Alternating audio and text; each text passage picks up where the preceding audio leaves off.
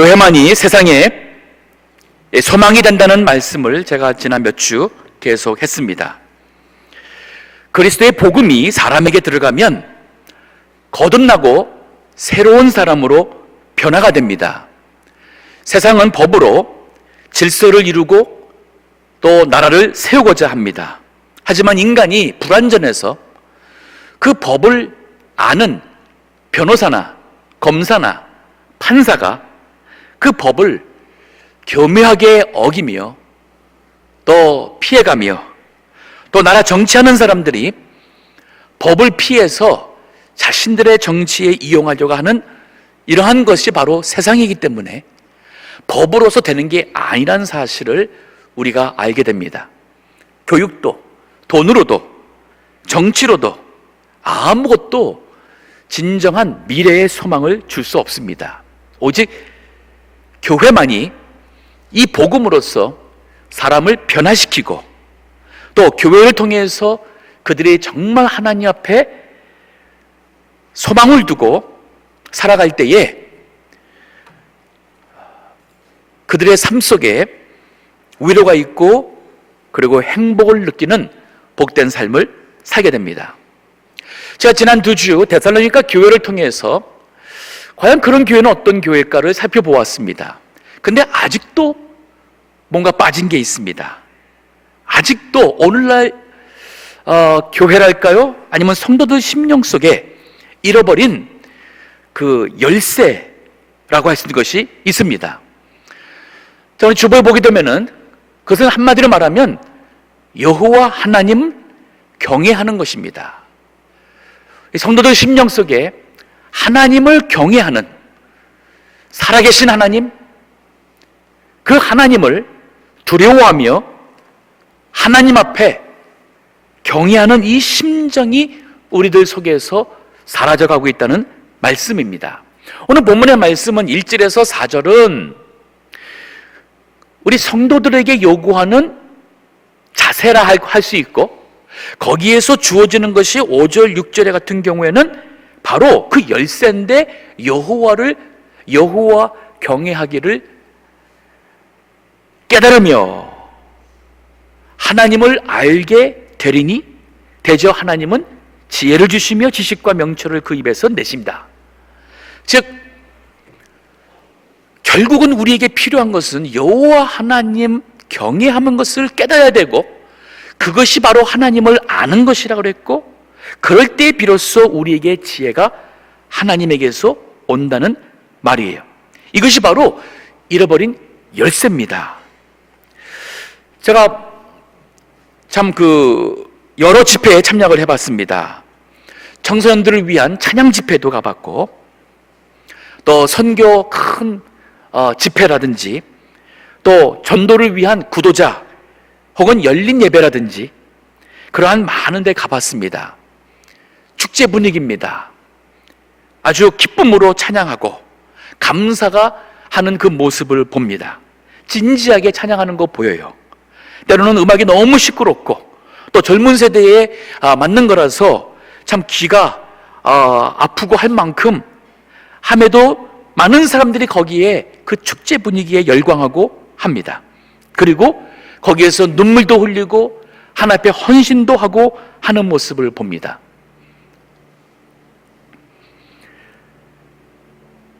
근데 시간이 흘러가면서 그게 어디 갔지? 그렇게 기쁘게 은혜 충만하여서 찬양하던 모습, 감사하던 모습, 하나님께 헌신했던 그 모습이 시간이 가면서 열매가 안 맺혀져요. 그거 왜 그럴까요?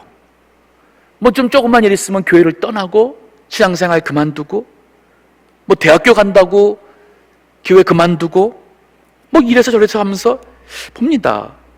근데 쭉 보니까 하나가 빠진 게 뭐냐면 하나님을 만났으면 그 살아계신 하나님 앞에서 자기 자신이 신앙 양심을 지키며 하나님을 두려워하는 경외심이 있어야 돼요.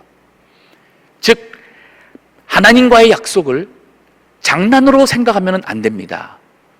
It's not a joke. 이 신앙에 대한 진지함, seriousness가 부족한 것을 봅니다. 자, 그렇기 때문에 열심히 봉사하고 예배 드리고 울며 불며 부르짖고 하나님 앞에 헌신하고 다 하는데, 왜 돌아섰을 때 그들이 그것대로 안 하고 왜 세상적으로 계속 육신적인 모습을 가지고 살아갈까? 하나님을 경외하는 것이 없기 때문이라는 거예요. 자, 이 하나님 경외한다는 게 무엇이냐면, 제가 사랑하는 참 교우가 있었습니다. 참 똑똑했고 유능했습니다. 제배 세상 법을 어기고 감옥에 들어갈 수밖에 없게 되었어요. 40개월 선고를 센텐스를 받고 감옥에 들어갔습니다.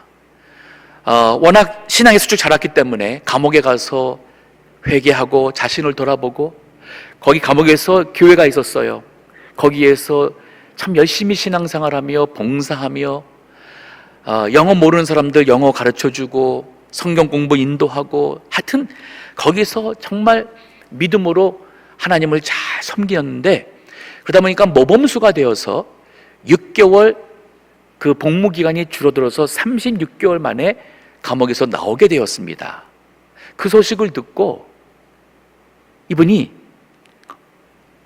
어느 날 갑자기 머릿속에 딱 떠오르는 것이 있는데, 본인이 의대에 다닐 때에 학비가 없어서 장학금을 신청했고, 하나 받은 장학금의 조건이 뭐였냐면은 의사가 되면 평생 최소한 3년 선교로 봉사하겠다는 약속을 하고 장학금을 받아듭니다. 선교단체에서. 그런데 의사가 되고 보니까 시간도 없고, 그래가지고 차일피일 미루다가 그만 40살이 중년이 된 상황에서까지 20몇 년을 지나온 거예요. 그런데 그 3년이라는 것이 본인이 감옥에서 3년을 딱 있다가 지금 나가면서 떠오르는 것이, 내가 이곳에서 하나님께서 감옥에서 선교 일을 하게 하셨구나 하는 게 떠오르더라는 거예요. 그러면서 하나님과 약속했는데 그 약속을 어긴 것을 하나님은 잊지 않으셨구나. 하나님이 두려워진 거예요. 하나님 정말 틀림없는 하나님이시구나. 이게 바로 여호와를 경외하는 것을 깨닫는 것입니다. 많은 사람들이 교회 나오는데 하나님 두려워하지 않습니다. 예배 시간 그렇게 중요하게 생각하지 않습니다. 직장보다 예배 시간 중요하지 않고, 내 몸이 좀 피곤한 것보다도 예배 시간 별거 중요한 것으로 생각하지 않는 경우가 참 많습니다. 어려움이 있으면 믿는 사람의 모습보다는 믿지 않는 사람의 모습으로 하나님을 원망하고, 그리고 육신적으로 치우치는 경우가 많이 있습니다. 성경 민수기에 보게 되면은 14장에 보면은 이스라엘 백성들이 하나님 앞에 원망하는 일이 생겼습니다. 약속대로 하나님께서 애굽에서 인도해내시고 홍해를 지나서 이제 약속의 땅 가나안으로 들어가도록 12명 탐정이 갔다 왔는데, 그 중에 10사람이 나쁘게 리포트를 합니다. 그들은 믿음으로 그 가나안 땅을 본 것이 아니라 인간적인 눈으로 볼 때에 거기 있는 사람들이 너무 강하고 성이 높고 우리 힘으로 거기 못 이기겠다. 우리 괜히 나왔다. 왜 하나님이 우리를, 모세 당신이 왜 우리를 여기까지 인도해서 이 광야에서 죽게 하느냐 할 때에 백성들이 참 분별력이 없어요. 그러니까 이게 바로 뭐냐면, 그렇게 홍해 건넜을 때에 다 온 민족이 찬송하며 하나님 여호와 하나님을 높였는데, 그게 얼마 불과 몇 달 전인데 이제 와서는 원망하고 울고 불고 하고 있는 상황이었습니다. 그때에 하나님께서 말씀을 하십니다. 민수기 14장 20절에 보면 여호와께서 모세와 아론에게 일러 가라사대, 나를 원망하는 이 악한 회중을 내가 어느 때까지 참으랴. 이스라엘 자손이 나를 향하여 원망하는 바 그 원망하는 말을 내가 들었노라. 그들에게 이르기를 여호와의 말씀에 나의 삶을 가리켜 맹세하노라. 너희 말이 내 귀에 들린 대로 내가 너희에게 행하리니 너희 시체가 이 광야에서 엎드러질 것이라. 이 말이 뭐냐면 그들이 뭐라고 하나님께 원망했어요? 왜 하나님이 우리를 이곳에서 이 광야에서 죽게 하느냐? 왜 죽게 하느냐? 그래? 내게 들린 대로 너희들이 다 이 광야에서 죽을 것이다라는 거예요. 하나님 두려워하셔야 돼요.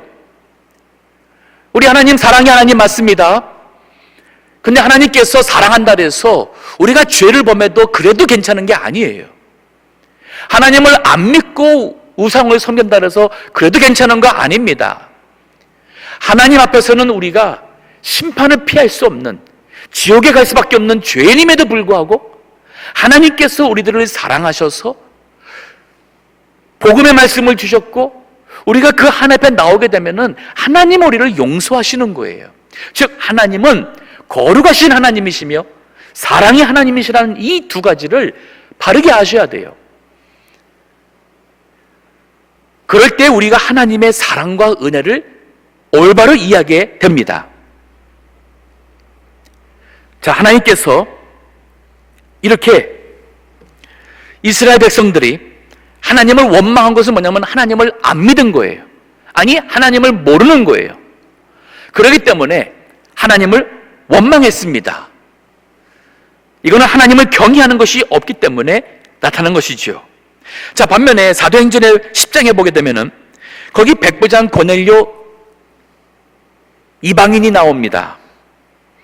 복음이 이제 유대인에게서 이방인에게로 가는 그런 역사적인 순간에 하나님께서는 고넬료를 택하셨습니다.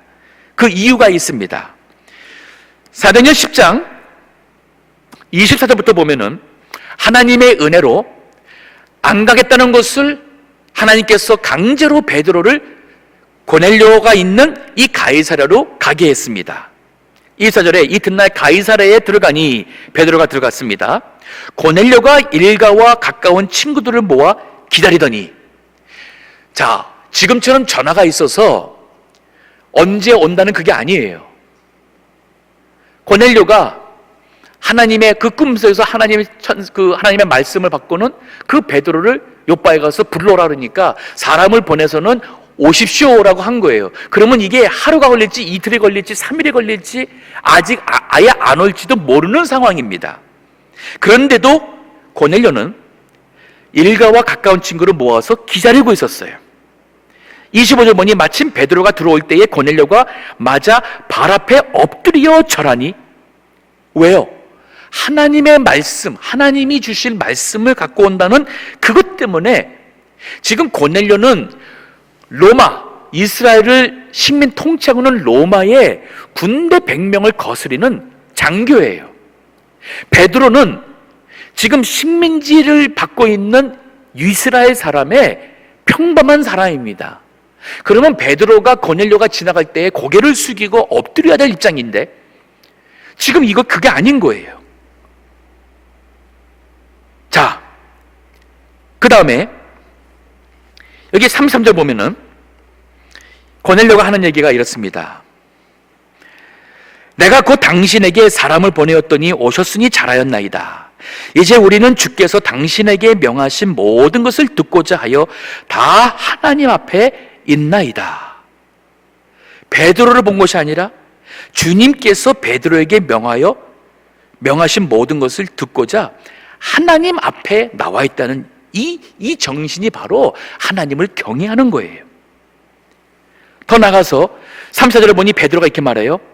입을 열어 가로되 내가 참으로 하나님은 사람의 외모를 취하지 아니하시고 각 나라 중 하나님을 경외하며, 여기 경외한다는 나오죠. 각 나라 중 하나님을 경외하며 의를 행하는 사람은 하나님이 받으시는 줄 깨달았도다. 아, 하나님을 경외하는 사람을 주님께서 받으시는구나.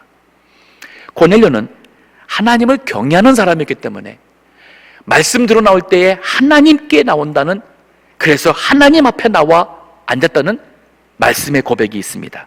오늘날 이것이 지금 오늘날 이 시대의 문제가, 잃어버린 열쇠가 바로 뭐냐면 이거라는 거예요. 저 어렸을 때 제가 자라면서 우리 부모님들과 우리 많은 성도님들과 목사님들에게서 배우신 말, 그 가르쳐준 그 말씀, 신앙을 기억해 보면은 그들은 하나님 앞에 나와 예배할 때에 정말 경외하는 마음으로, 준비된 마음으로, 두렵고 떨리는 마음으로 하나님께 예배를 드렸어요. 미리 헌금을 준비해서 그것이 더럽고 구겨졌으면은 대리미로서 그 돈을 깨끗하게 판판하게 했고, 그것을 구겨지지 않도록 성경책에 넣어서 헌금하게 했고, 예배 시간 늦을 것이라 정말 나와서는 하나님 앞에 기도하며 은혜를 간구하였고, 예배 끝나고도 회개 기도하면서 주님 앞에 부르짖고, 새벽 기도, 철야 기도, 정말 하나님 앞에 정말 그 간절히 부르짖으며 사모했던 그 신앙의 모습들을 우리에게 주었어요. 그때는 하나님께서 우리 민족을 불쌍히 여겨서 한국의 복음화가, 복음의 큰 전도의 열매가 맺혔던 시대가 있었습니다. 근데 오늘날은 그거를 잃어버렸어요. 경외하는 마음이 우리 마음속에서 점점 마음을 잃어버려 가고 있습니다.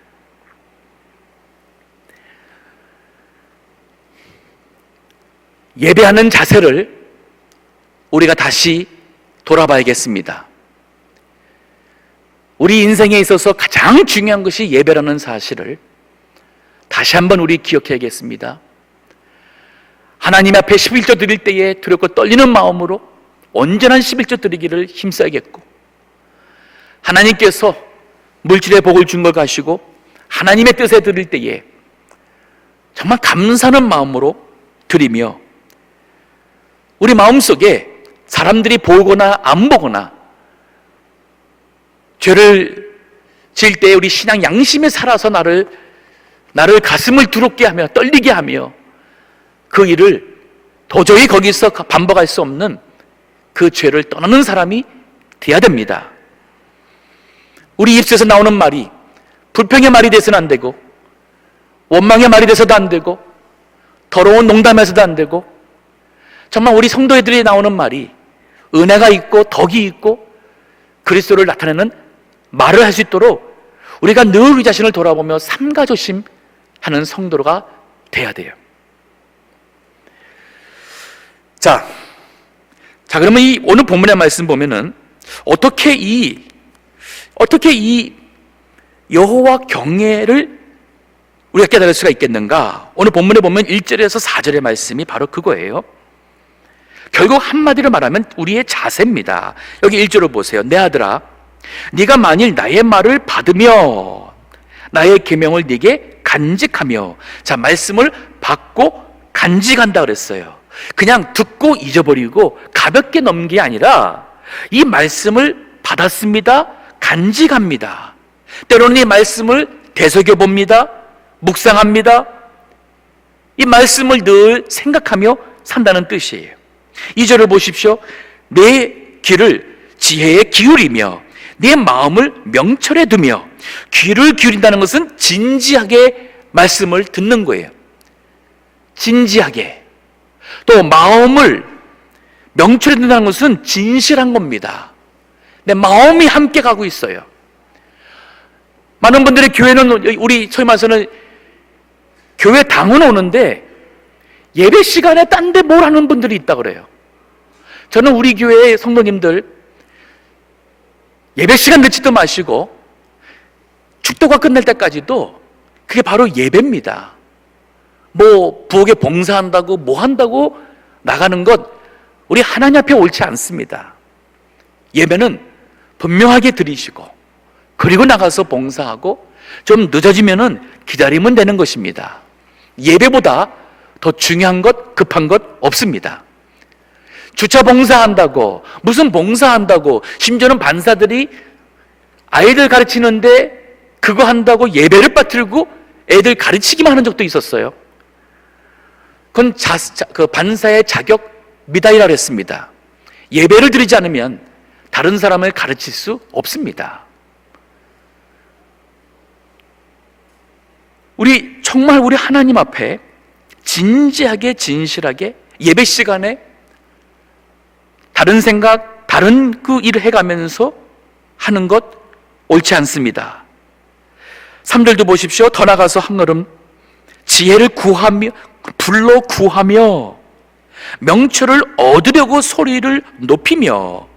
지금 여기 보니까 이제는 적극적인 거예요. 내가 더 나가서 적극적으로 지혜를 불러 구합니다. 이게 바로 간구하는 것입니다. 그리고 명철을 얻으려고 소리를 높이는 간구. 간구라는 것은 간절히 구하는 것이고, 간구는 생각하며 찾는다는 의미가 있습니다. 비슷한 의미지만 달라요. 맹목적으로 그냥 구하고 하는 것이 아니에요. 생각하면서 무엇이 옳고 무엇이 정말 나에게 필요한 것을 이거를 생각하며 찾는 것이 간구하는 것이에요. 더 나아가서 4절에 보니 은을 구하는 것 같이 그것을 구하며 감추인 보배를 찾는 것 같이 그것을 찾으면. 은이, 보배가 귀한 것을 이제는 알았습니다. 그렇기 때문에 이제는 그것을 더 적극적으로 간절히 찾아다니는 것을 말하고 있어요. 내가 더 믿음이 자라야겠다, 진리를 깨달아야겠다, 성경 말씀에 깊이가 들어가고 영적으로 내가 더 자라나야겠다, 하나님을 알고 하나님께 더 가까이 나가야겠다 하는 이 간절한 이 사모와 함께 이 우리 믿음의 자세가 세워지게 되면 5절에 보니 이렇게 찾으면 여호와 경외하기를 깨달으며, 그때에 하나님을 경외하는 것을 깨닫는다는 거예요.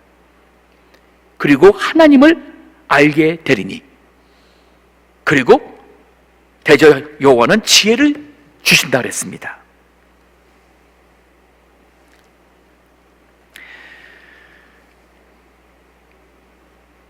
젊은 청년이 계셨습니다. 오래전이어가지고 지금처럼 성경에 대해 관련된 그러한 그 관련 책들이 없던 시대였어요. 그야말로 성경 하나 가지고 이제 신학생이 되고 신학 공부한다고 하던 시대였습니다. 어느 목사님께, 선배 목사님께서 이렇게 오셔서 말씀을 주셨고, 그리고 그 다음날 가시는데 그분의 말씀 속에 아마 그분이 창세기부터 요한계시록까지 말씀을 연구하면서 대지소지, 아웃라인을 해놓은 그 노트가 있는 것을 알게 되었어요. 그래서 그 노트 좀 어떻게 얻을 수 없냐고 하니까 이거 없다, 이거 하나밖에 없다, 그리고 나는 내일 가야 된다. 그러니까 그러면 이 오늘 밤이라도 빌려주세요 라고 하고, 그걸 빌려서는 밤을 꼬박 새가면서 손으로 그거를 다 베꼈답니다. 한잠 자지 못하고 손으로 다 베껴서 그 창세기부터 요한계시록까지 그 말씀을 이해하고 싶어서 했다는 거예요. 근데 그분이 누구냐면 바로 우리 교단의 가장 어른 되셨던 이병규 목사님이세요. 하나님께서 크게 쓰시는 사람은 다 이유가 있습니다. 예수님도 우리에게 이렇게 말씀하셨어요. 마태복음 7장 7절에 구하라, 그러면 너에게 주실 것이요, 찾으라, 그러면 찾을 것이요, 문을 두드리라, 그러면 너에게 열릴 것이니 구하는 이마다 얻을 것이요, 찾는 이가 찾을 것이요, 두드리는 이에게 열릴 것이니라. 오늘날 하나님을 경외하는 마음이 없다 보니까 내가 기도해야 되는데 기도도 안 해요. 성경 봐야 되는데 성경도 안 봐요. 예배 그저 일주일에 한 번만 보고서는 신앙인으로서의 의무를 다한 것처럼 살아가면서도 세상적으로는 할 거 다 합니다. 건강 위해서 다 합니다. 원하는 거 다 가서 먹습니다. 뭐 여행 갑니다. 나를 위해서는 다 쌓아놓고 다 하면서도 막상 주님 위해서는 시간이 없다고 그러고 돈이 없다고 그래요. 사모하지도 않습니다. 그러다 보니까 우리의 마음이 정말 우리 마음속에 하나님이 살아 역사하기보다는 의식적인 신앙인으로 남는 경우가 많아요. 왜 교회가 능력을 잃어버리느냐? 바로 여기에 문제가 있는 거예요. 우리 다시 한번 우리 자신이 하나님을 간절히 사모하고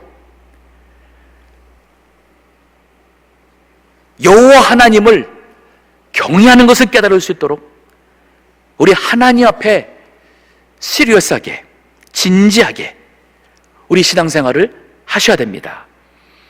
기도생활 다시 열심을 내시고 하나님 앞에 시간을 정했으면 그 시간 꼭 지키세요.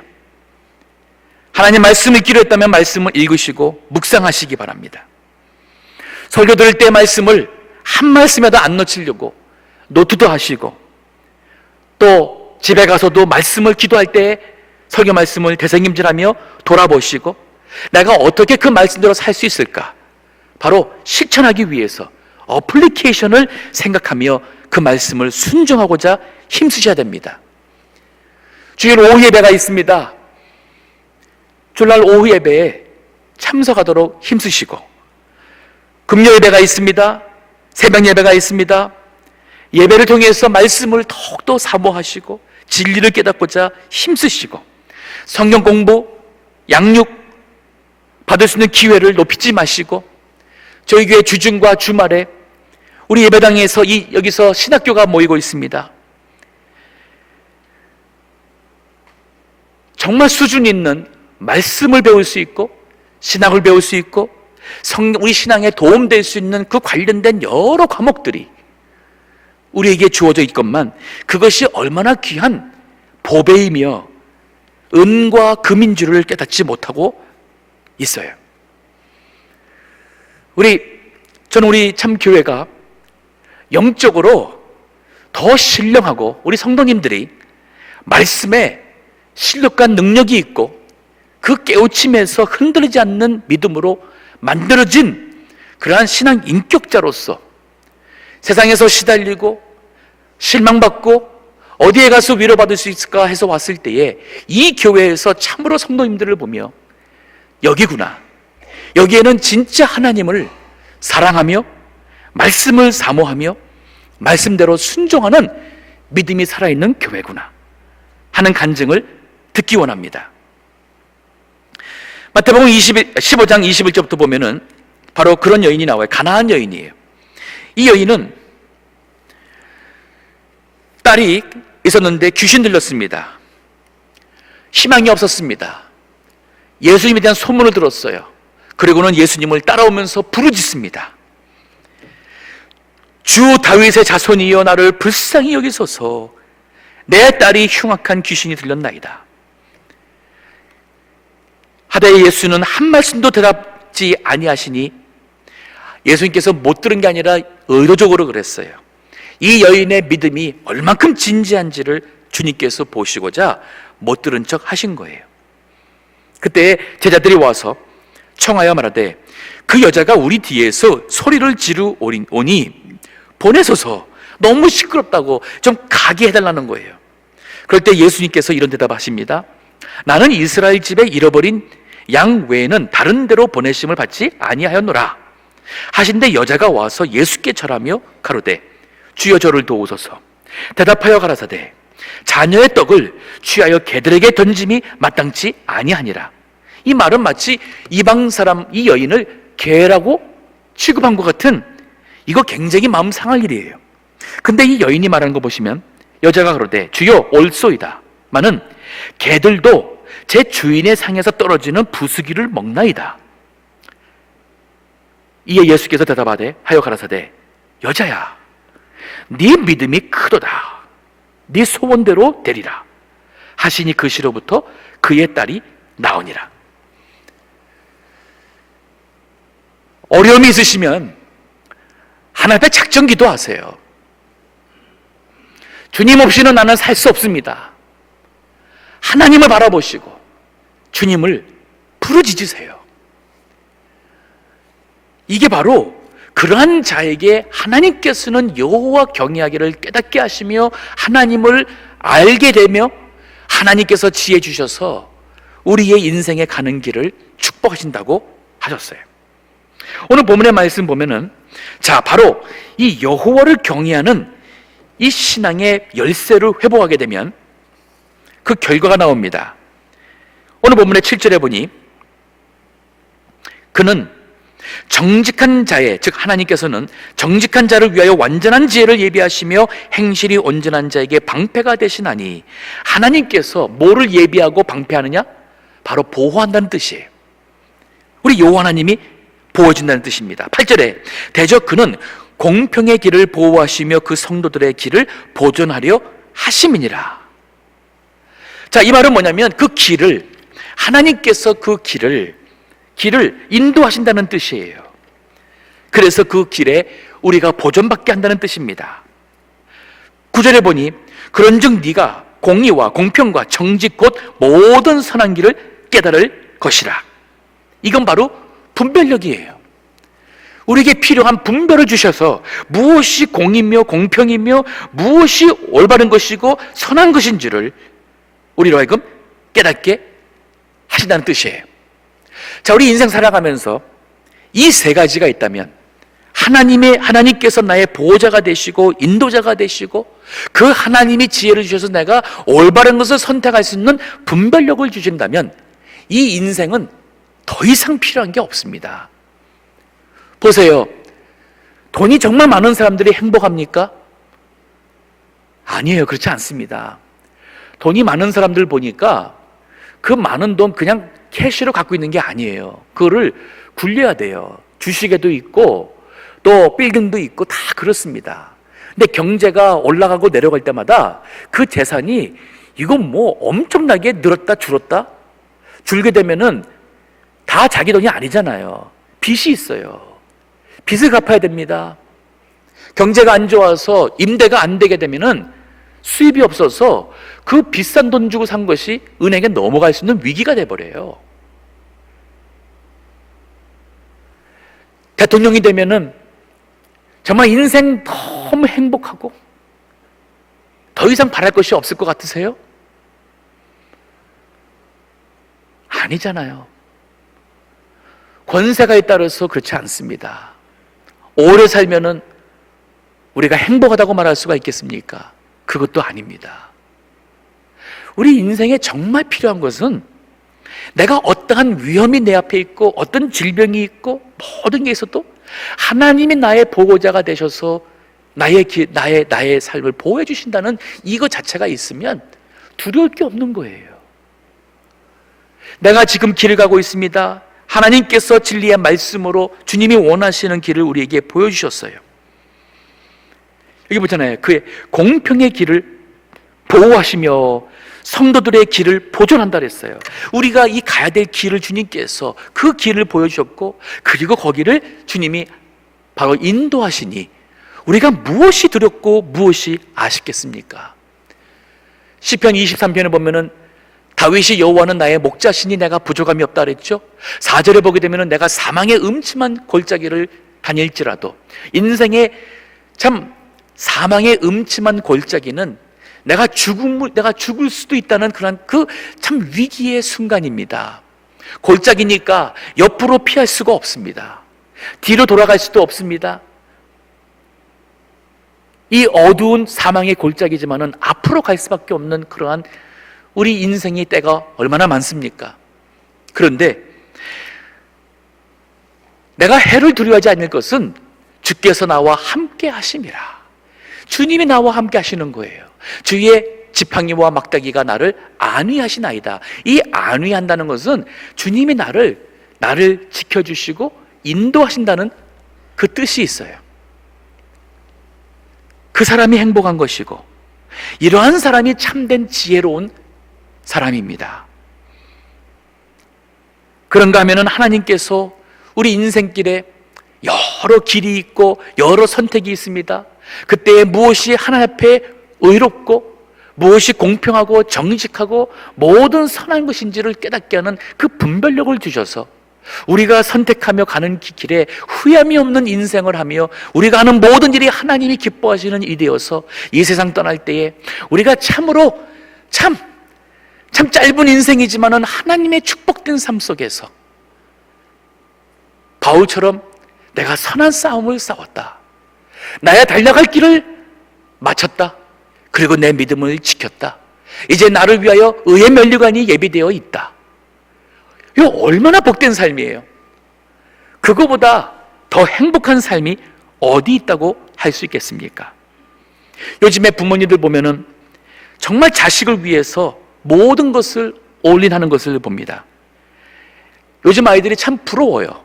저도 제 부모님께서 그렇게 교육해줬다면은 지금보다 더 낫지 않겠는가 하는 생각이 들 만큼 정말 대단합니다. 하지만 저희 때만 해도 그런 교육 받고 자란 학생들 많지 않습니다. 우리 부모님들 자녀 교육에 대해서 대책이 없었어요. 제가 아는 분이 형제가 있습니다. 러시아에서 음악 재능이 있어서 유학을 왔습니다. 돈이 없습니다. 학교에서 주는 장학금과 생활비를 가지고 하면서 대학 시절 때에 많은 유혹이 있었고 했지만은 이 친구가 그 어려운 그것을 다 하고 박사까지 돼가지고 음대 교수가 되었어요. 이 친구의 특징이 뭐냐면 러시아에서 주님을 만나가지고 마음속에 하나님이 있어서 왔어요. 그러니까 그 어려운 유학과 유혹이 있는 그 삶 속에서 흔들리지 않고 자기 길을 간 겁니다. 그 어머니는 바로 러시아에서 선교하고 계십니다. 저도 대책 없는, 교육에 대해서 대책이 없는 부모님 밑에서 자랐습니다. 저나 동생이나 우리 형님이나 하나님의 일 하신다고 예수님 만나고 하나님께 미쳐서 주님의 일 하시던 부모님 밑에서 자라서 우리 부모님은 저희들한테 공부하라는 소리 한 번도 해본 적이 없고 항상 우리 보면은 성경 봤냐 오늘 기도했냐, 주일 아침부터 교회 가셔가지고 저녁에 오시는데 오시면은 하는 말씀이 오늘 교회에서 뭐 배웠느냐, 오늘 교회에서 예배 시간에 장난치지 않았느냐, 그것만 관심이 있었어요. 나중에 목사님이 되었습니다. 하나님의 일 한답시고 캐나다 밴쿠버에서 저나 동생이나 아직 학교 가는 학생을 두고 한국으로 가보셨어요. 지금 생각하면 저 그런 부모님 있다면 정말 존경스럽다 할 만큼 아마 그런 부모님이 없을 것 같습니다. 생활비 한 푼도 버려진 적 없습니다. 일하면서 공부하면서 살았어요. 그런데 남겨주신 것이 있어요. 하나님보다 더 귀한 분이 없다. 여호와 하나님께서 부르시면 주님의 일 위해서 순종하는 것이 옳다. 하나님께 맡기고 그리고 가는 부모님의 모습이었어요. 흥미로운 것이 저나 제 동생이나 저 위에 형님이나 사춘기를 모르고 자랐어요. 그리고 부족하나마 또 하나님의 일을 하겠다는 은혜 받고 지금까지 왔습니다. 우리 부모님들께 한번 깊이 생각할 수 있도록 도전하고 싶습니다. 우리 자녀에게 줄 수 있는 최고의 유산은 믿음이에요. 아니, 좀 더 구겨져 말한다면 하나님은 살아계시다. 너 하나님 앞에서 죄범하지 마라. 너 내가 못 본다고 나가서 엉뚱한 짓 하고 하면 하나님 다 보신다. 하나님 앞에 심판, 하나님께서 참으시지만 하나님께서 사랑하셔서 몽둥이 두면은 하나님의 심판 무섭다. 본인들도 요 하나님을 두렵고 떨림으로 섬기며 하나님과의 약속을 지키시며 하나님 앞에 11조 드릴 때는 온전한 11조를 드리시고 시간을 드릴 때는 하나님 앞에 온전히 하나님 앞에 흠없는 예배가 될 수 있는 예배 시간을 드리시고 정말 우리 인생을 통해서 정말 우리 마음속에 하나님이 살아계시고 내가 하나님을 알기에 그 하나님을 경외한다는 이 믿음이 우리 마음속에 회복이 되면 교회가 살아납니다. 세상이 여호와 하나님을 감히 그 누구도 우리를 하나님에게서 뺏어갈 수 없고 하나님을 믿는 믿음을 뺏어갈 수 없다는 이 사실을 알 때에 세상은 하나님을 경외하게 될 것이고 전도의 열매가 맺히게 될 것입니다. 오늘 이 시대에 잃어버린 그 열쇠가 있습니다. 믿음의 열쇠가 있습니다. 그게 바로 경외심이에요. 오늘 우리 모두가 다 자기 자신을 돌아보고 오늘 집에 가셔서 이번 주 내내 정말 나는 하나님을 경외하는가? 특별히 아무도 없는 나 혼자 있는 시간에 내 마음에서 무슨 생각하며 내가 무슨 일을 하고 있는가? 물질을 가지고 내가 하나님 앞에 올바르게 살고 있는가? 내 인생이 지금까지 하나님을 경외하는 사람의 모습으로 살아왔는가? 돌아보며 참으로 하나님께서 우리에게 약속하신 모든 신령한 복을 다 받을 수 있는 주 앞에 정직하고 의로운 믿음의 사람 다 되시기를 주의 이름으로 축원합니다. 기도하겠습니다.